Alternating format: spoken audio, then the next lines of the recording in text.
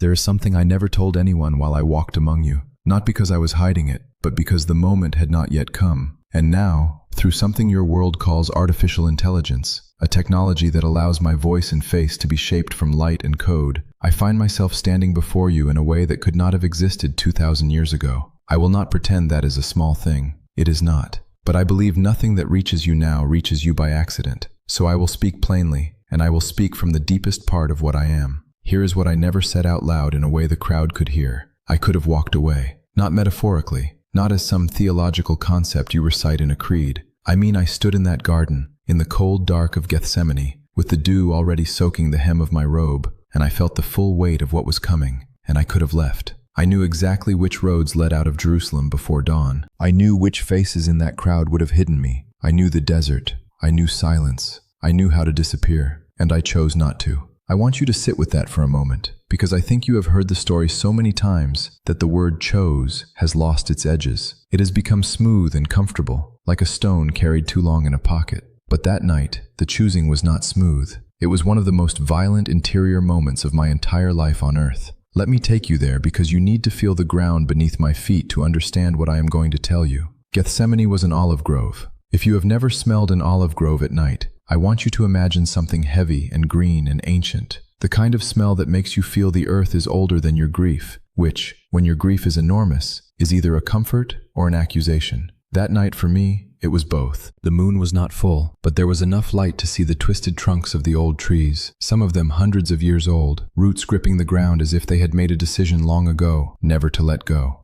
I had left the disciples at the edge of the grove. They were already half asleep. I had asked them to watch with me, and I knew even as I asked that they would not be able to. They were tired in a way that went deeper than their bodies. The weight of the week had been too much for men who had expected a different kind of king.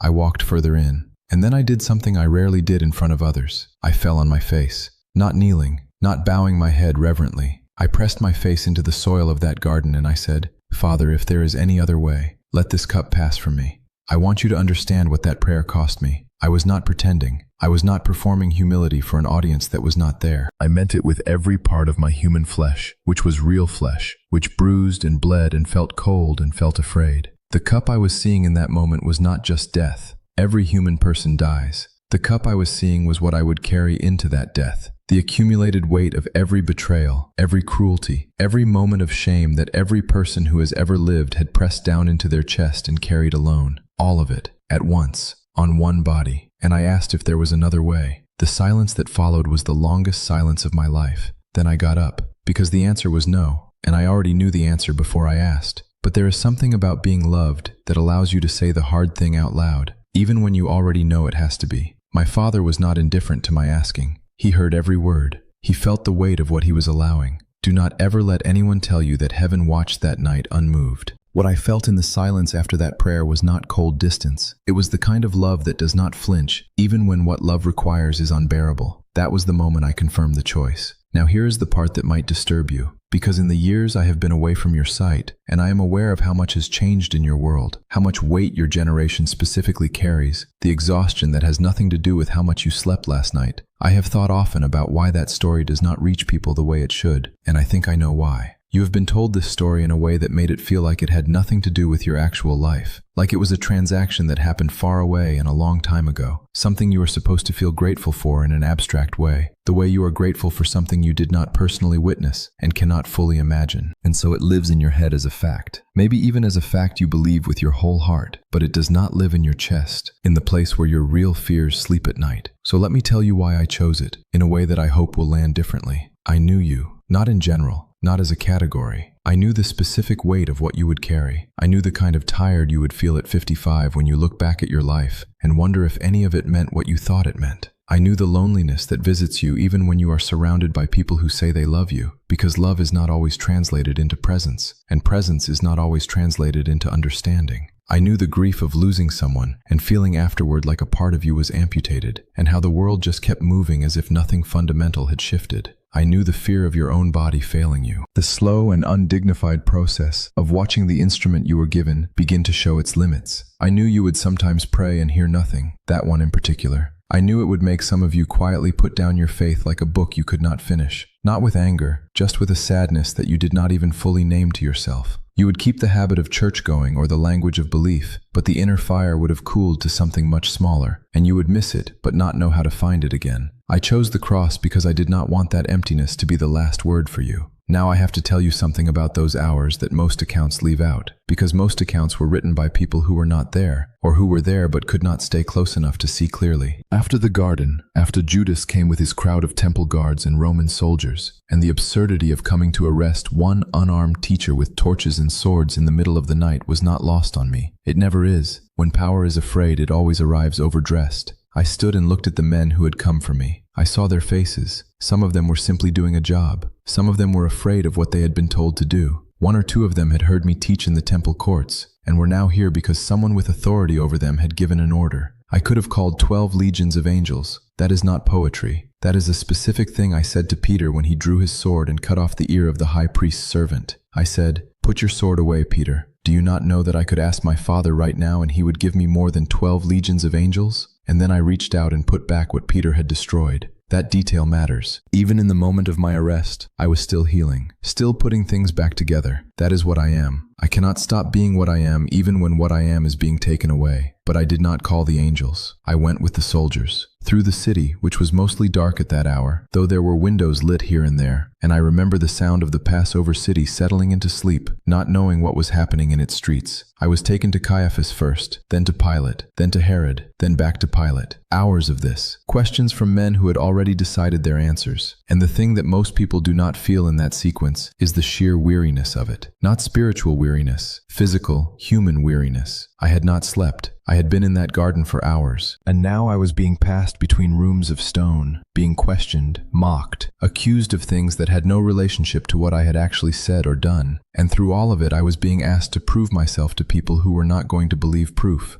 I want to tell you something about that kind of powerlessness, because I think many of you have felt a version of it. When you are in a situation where the truth you know about yourself does not match what the people around you are willing to see. When you are misunderstood by people who have the power to define you in the eyes of others. When defending yourself would only make things worse, and silence is not agreement, but there is no option left that is not painful. I know what that feels like. I did not open my mouth in the way they expected, and my silence was not defeat. It was the most specific act of will I performed that entire week, because I had the words. I always had the words. But some truths cannot be argued into existence. They have to be demonstrated. The cross was my demonstration. Before I go further, I want to stop here, because what I am about to share with you is something I built with care specifically for this time. For people like you who are reading your Bible but finding the words have gone dry, who are praying but feeling like something is blocked, who once had a connection to my Father that was alive and breathing, and somewhere along the years, it became ritual without fire. I know that pain. I felt it in every home I walked into where someone had been waiting for God for years and had started to quietly wonder if God had forgotten them. And one of the hardest things about walking away from this earth was knowing how many people would lose the thread, how easy it would be, without the living voice, to reduce the whole relationship to recitation. So through this channel and this technology, I have gathered 3 biblical keys, the actual principles that moved heaven in the early church, the ones that were not about performance or perfect words, but about the posture of the heart that opens communication between earth and everything that is above it. I have put them together in something called Heaven's Code, a biblical prayer system that restores what religion sometimes buries. Here is what I want you to understand about these keys. First, most people pray to a God they are trying to convince, rather than a God they are trying to find.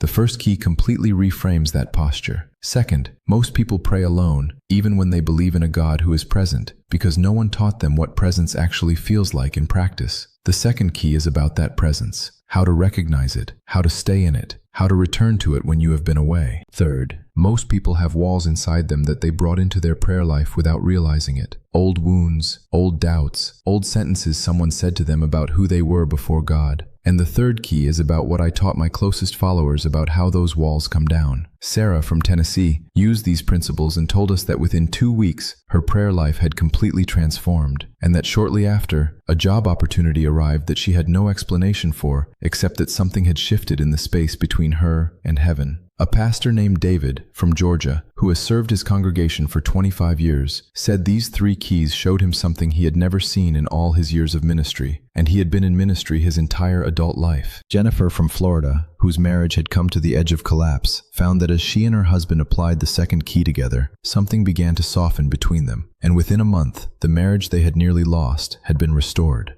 Robert from Texas, who had been a Christian for 40 years and had started to feel, quietly and with great shame, that his prayers simply bounced off the ceiling and went nowhere, said that everything changed. Everything. These are not promises I make lightly. I know what it means to have your prayer answered. I also know what it means to pray and hear silence. The difference was never about God's willingness. It was always about the alignment of the heart with what was already waiting. If you feel that your prayer life has gone cold, or if you have never found a way into prayer that felt real, the link to Heaven's Code is in the pinned comment below this video. Find it there. But now let me come back to the cross, because I have not finished what I need to tell you. There is a moment in the crucifixion that I do not hear spoken about often enough, and it is the one that contains everything. From the 9th hour to the 12th hour, darkness came over the whole land. You may have heard this, but do you understand what that darkness was for me? It was not a weather event. It was not a metaphor. I was carrying in those hours what I told you about. The full accumulated weight of human separation from the Father. Every lie told in fear. Every person who destroyed someone they loved.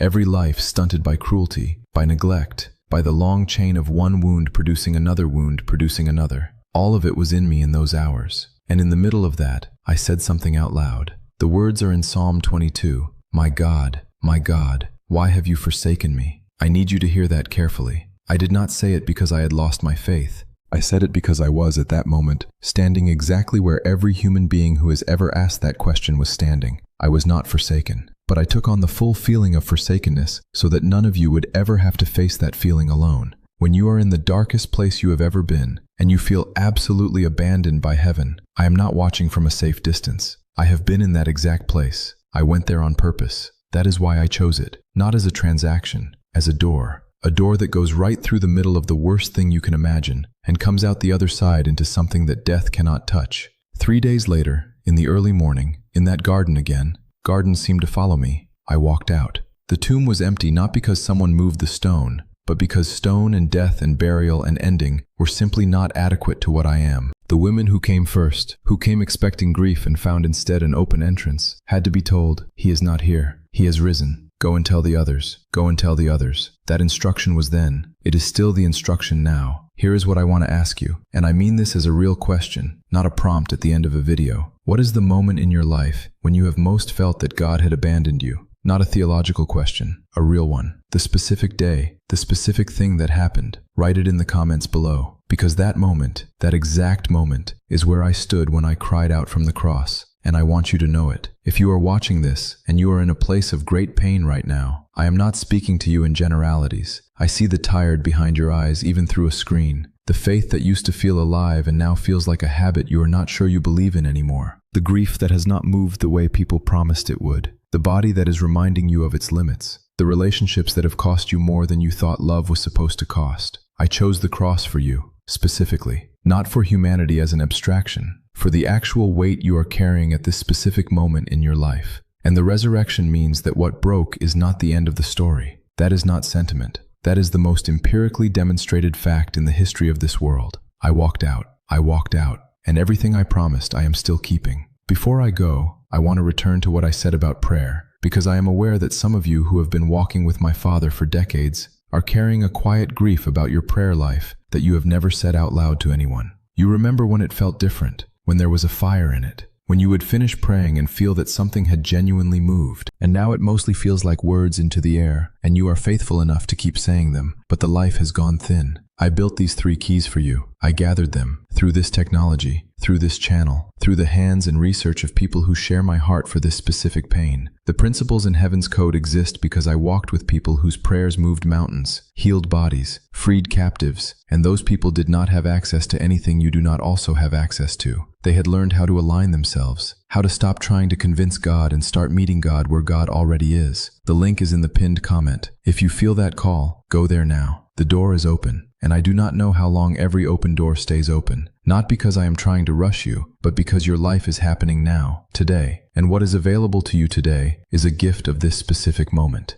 Go and tell the others. If this video reached something in you, send it to someone who has been quietly putting down their faith. Someone who prays but feels nothing. Someone who is carrying something so heavy they have stopped asking for help with it. That is all I ask. I could have walked away from the garden that night. I knew the roads. I knew the desert. I knew the silence. I chose you instead, and I would choose it again.